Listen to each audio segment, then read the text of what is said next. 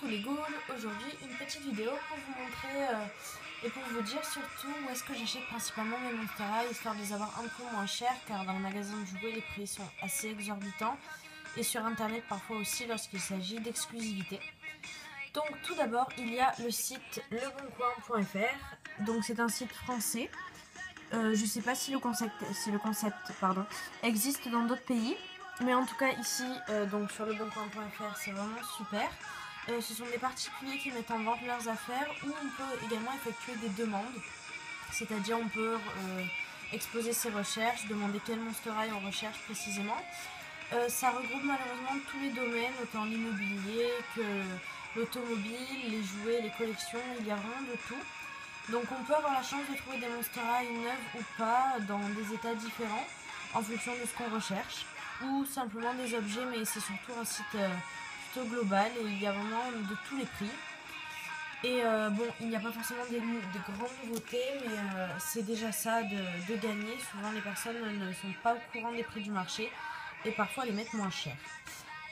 Également, il y a le site, même s'il est très connu, on le répète quand même, ebay.fr, où Scara elle-même a été achetée avec Bruno. C'est un site donc, qui est international. Donc là j'ai mis .fr car c'est le site français, mais il faut souvent étendre ses recherches à l'international.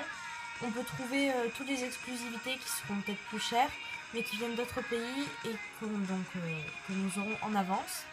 Il faut pas s'attendre à des frais de port très faibles honnêtement, mais c'est pas grave honnêtement, c'est un site super où là par contre les gens sont un peu plus au courant des prix et on peut trouver des vendeurs professionnels, ce qui est un peu plus fréquent.